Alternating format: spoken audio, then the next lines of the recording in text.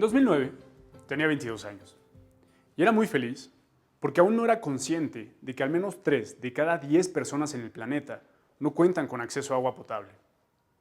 En ese momento, estando lejos de casa, estudiando en una universidad muy cerca de la ciudad de Chicago, tuve la gran fortuna de contar con un mentor que me ayudaría a empezar a descubrir lo que sería mi pasión. Y ese gran mentor era mi roommate, de quien en algún momento me convertí en una especie de guardaespaldas. Lo seguía como si fuera su sombra. Aunque pensándolo bien, no es que en realidad lo necesitara. Era un tipo alto de casi 2 metros, fornido, que pertenecía al equipo de fútbol americano. Pero bueno, les decía que lo seguía casi como si fuera su sombra, porque cada vez que él iba recorriendo el departamento, yo iba detrás de él apagando cada una de las luces que él iba dejando encendidas. Cerraba las llaves del agua, apagaba el televisor, y después de repetirle incansablemente durante meses que apagara las luces y cerrara las llaves cuando no las requiriera, pude darme cuenta de algo impensable, algo que jamás hubiera podido imaginarme. ¿Me estaba convirtiendo en mi papá? Al haber salido del estado de shock y analizar la situación, de cada vez que yo me quedaba dormido y transcurría toda la noche con el televisor encendido, llegaba inmediatamente por la mañana mi papá diciéndome que a la próxima ocasión yo iba a tener que pagar la factura de la electricidad. Caí en cuenta de que ese regaño no era en realidad por la conciencia hacia el medio ambiente, sino que tenía un fondo económico. Y es que en general, en Latinoamérica, reaccionamos mucho más eficazmente cuando nos afectan el bolsillo o la cartera.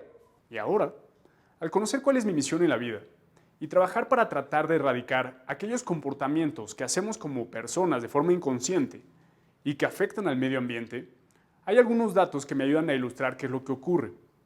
Y es que en ocasiones podríamos tal vez no identificar de qué manera podríamos cuidar a nuestro planeta o valorar esos recursos que nos ofrece, como el agua, que la requerimos para absolutamente todo lo que hacemos, lo que compramos o lo que comemos. Según la Organización de las Naciones Unidas para la Alimentación y la Agricultura, al menos el 70% del agua que se gasta a nivel mundial se utiliza para la producción de alimentos, que a veces ni siquiera consumimos. Les pregunto entonces a ustedes, ¿qué consideran que gasta una mayor cantidad de agua? ¿La producción de 1 kilogramo de carne o la producción de 1 kilogramo de pollo? Para los que pensaron que se trata de la carne, están en lo correcto. Para producir tan solo 1 kilogramo de este alimento, se requieren hasta 15,000 litros de agua, mientras que para producir 1 kilogramo de pollo se requiere una tercera parte. Y no es que sea una pequeña cantidad. De tal forma que nuestras acciones de consumo tienen un impacto en el uso de este recurso.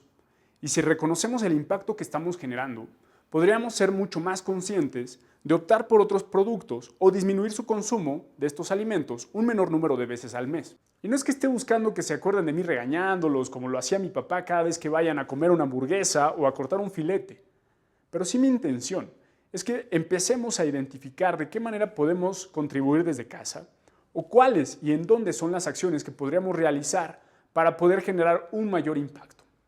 Por ejemplo, si pensamos cuál es el consumo de agua de los diferentes sectores, podríamos pensar que la industria es la que consume una mayor cantidad de agua. Sin embargo, en México apenas representa el consumo del 4% del agua disponible promedio anualmente. Y esto se debe a que el costo es tan elevado para la industria que se las tienen que ingeniar y desarrollar tecnologías para hacer un uso mucho más eficiente de este recurso. Así es como pude verlo cuando trabajaba en una empresa que se dedicaba a la producción de papel y cartón. Aquí desarrollaron la tecnología suficiente para tratar el agua del proceso y poderla reinsertar para disminuir su demanda por una mayor cantidad de agua potable. También pude verlo en una empresa dedicada a la producción de alimentos, en donde capturaban el vapor del agua y lo condensaban, lo reinsertaban en el proceso y de esta manera disminuían también la demanda por una mayor cantidad de agua potable.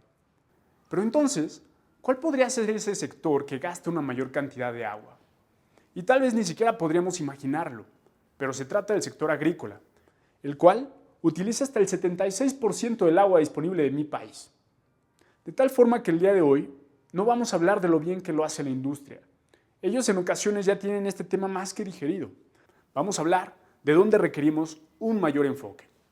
El problema es que para el año 2030, es decir, dentro de 10 años, vamos a necesitar una mayor cantidad de agua para poder satisfacer las necesidades de los casi 9,000 millones de habitantes que se espera que habitemos el planeta en ese entonces. Hay algunas estimaciones que nos indican que para algunos sectores y para algunos procesos vamos a requerir hasta un 400% más de agua, sobre todo por la situación de pandemia global que estamos viviendo hoy en día, en donde requerimos más y más agua para poder limpiar y tener las condiciones de higiene necesarias para garantizar la salud y la seguridad de todos y cada uno de nosotros. Este cambio de estilo de vida tan abrupto que estamos viviendo hace que el llamado por el cuidado del agua sea mucho más urgente. Según las estadísticas nacionales en México, el día de hoy estamos por debajo de un nivel de 3.650 metros cúbicos por habitante por año. ¿Qué quiere decir esto, Jorge? Bueno, diciéndolo en otras palabras, si hoy en día tenemos la disponibilidad de 2 baldes de agua para hacer las actividades de higiene y limpieza en nuestros hogares, en 1950 hubiéramos contado con la disponibilidad de 10 baldes. De acuerdo con el Instituto de Recursos Mundiales, cuando alguna región se encuentra por debajo de los 1.000 metros cúbicos por habitante por año, las consecuencias serán tan severas que comprometerá el desarrollo de cualquier industria o sector. Se va a comprometer la producción de alimentos y el sistema agrícola y por resultado también el desarrollo económico de cualquier país.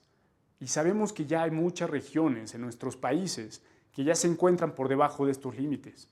De acuerdo también con un estudio del agua realizado por el IDEAM, que depende del Ministerio de Ambiente y Desarrollo Sostenible de Colombia, al menos la mitad de la población colombiana que vive dentro de las zonas urbanas municipales encontrará un problema de suministro de acuerdo a toda la presión que se ha metido en el sistema y a la contaminación de las fuentes de agua superficiales como lo son ríos y lagos.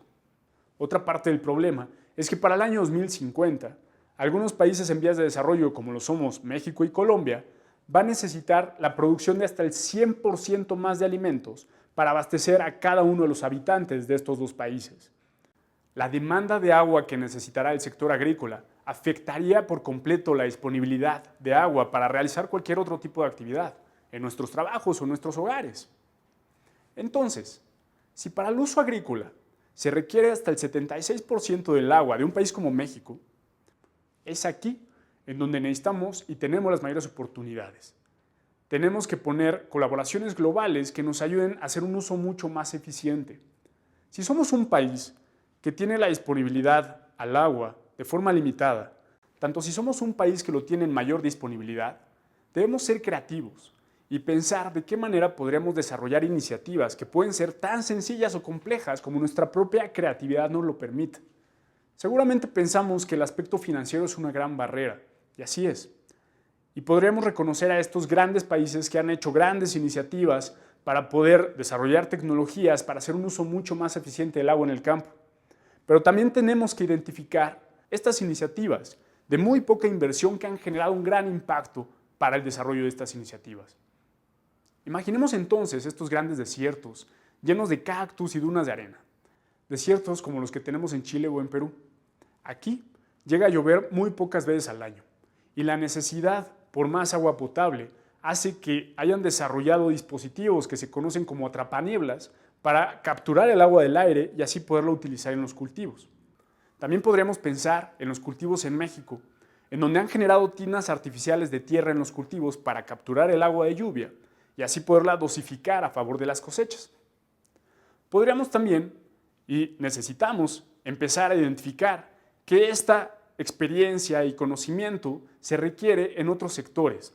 Inclusive, podríamos pensar que una colaboración global puede ser algo muy utópico, pero tenemos excelentes aprendizajes que nos han ayudado a identificar y a poder cuidar a nuestro planeta, tal como lo fue la Cumbre de Montreal en 1987, en donde se acordó reducir y hasta eliminar la producción de los refrigerantes artificiales que estaban dañando a la capa de ozono.